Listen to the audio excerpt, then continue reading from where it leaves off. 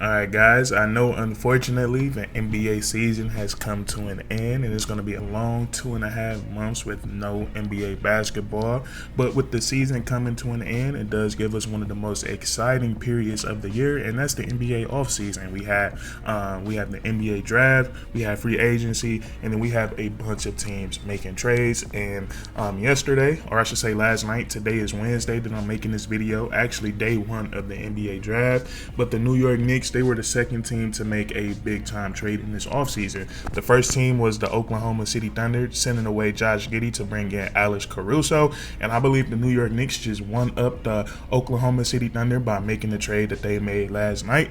And that trade was sending Bogdanovich, and I believe it was 4 first-round protected picks in exchange for Mikal Bridges from the Brooklyn Nets. Now, in my opinion, I think this was a big-time trade for the New York Knicks to be able to keep together this core. Jalen Brunson, Dante DiVincenzo, they still have Julius Randle, they still have OG Anunoby, they still have Josh Hart, and then you add Mikal Bridges to this team. And I think it's very evident that the New York Knicks, they're ready to bring another championship back to the city of New York and also back to the Madison Square Garden, because this trade is just elite on so many different levels.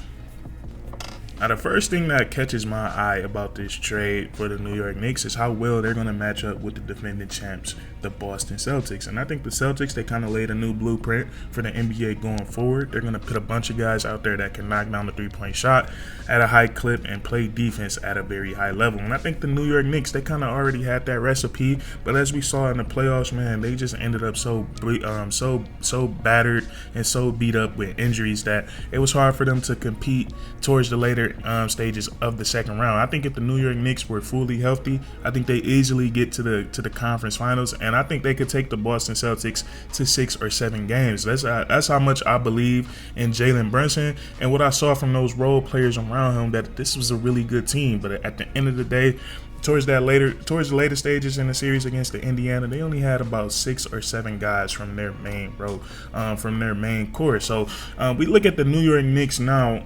And adding Mikal Bridges. I think this is so elite on so many different levels. We look at what it's going to bring for them offensively.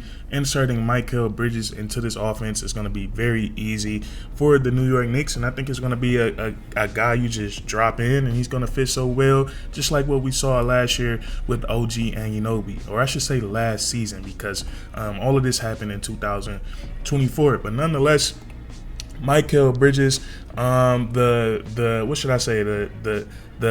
his career so far has been is perfect for the New York Knicks making this trade, because he's been in a situation where he's had to be a guy that's off the ball 90% of the time. When he was with the Phoenix Suns and he was playing alongside Chris Paul, DeAndre Ayton, and Devin Booker, at that time he was the 4th option on his team, and that's the situation we can look at right now. It might be the same thing with the New York Knicks, because now you have Julius Randle, you have OG Anunoby, you have Jalen Brunson, you have Dante DiVincenzo, you have all of these guys that can go out and get you 20, 25, 30 points consistently. So now Mikal Bridges, he could probably go back to that role that he played on the Phoenix Suns. And then we look at the 2 years that he spent in Brooklyn, where he became a more notarized name in the NBA because he took on more of an offensive load. He started to create his shot a lot more. We started to see him be able to put the ball on the floor, get downhill, finish around the rim at a high level, hit the three-point shot off the dribble at a high level. So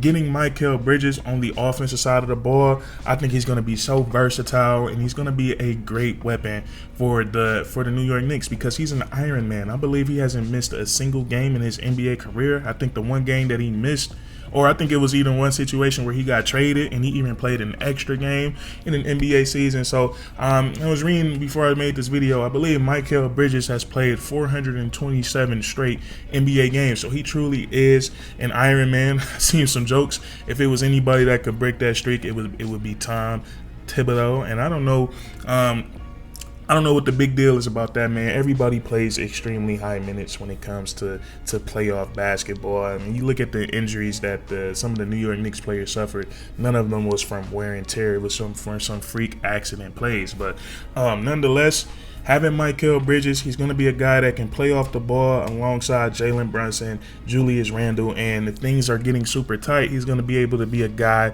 that you can throw the ball to, and he's going to be able to get a bucket, and 9 times out of 10, he's going to be facing the 3rd or 4th worst defender on the team. So I just think this, like, just off alone, without running any plays, just off basketball, just off hoops, the New York Knicks offense are going to get a lot easier. It's not going to be as many double teams, as many traps on Jalen Brunson and Julius Randle, and that's the big thing, man. We didn't even see Julius Randle with the Knicks in the playoffs last year, and I know a lot of people say that they should trade Julius Randle, but when Julius Randle, Jalen Brunson, and OG Anunoby, when the 3 of those guys played, they didn't really lose together. I believe those 3 had a record of 9-1 in the regular season before Julius Randle went down with his injury. So these guys were playing really well. So offensively, I think the New York Knicks just got a lot better, and the same thing on the defensive side of the ball.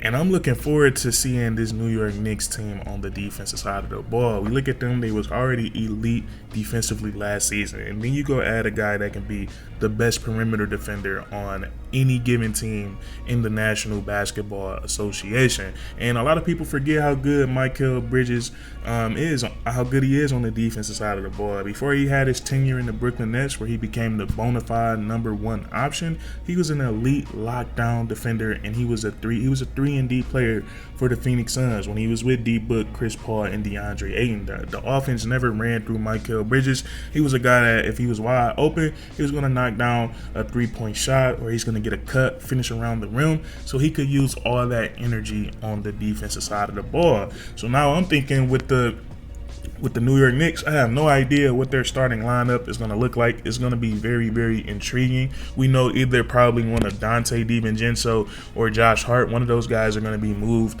to the second unit. That's what I'm guessing. But could you imagine OG Anunoby and Mikal Bridges out on the court at the same time on the defensive side of the ball? You don't really see anything like that. I think the first time I seen 2 elite perimeter defenders like that was just last season with the Boston Celtics, when they had Drew Holiday and they had Derek White. But these guys are a little bit taller. I think Mikal Bridges, he's like 6'6", 6'7". OG Anunoby is around 6'7", 6'8". So these are 2 long, athletic, rangy, versatile defenders that the New York Knicks now have on their squad. I'm not sure what's going to happen with the 2 bigs on the New York Knicks, Isaiah Hartenstein and Mitchell Robinson, but those are 2 guys who did a decent job at protecting the rim for the New York Knicks.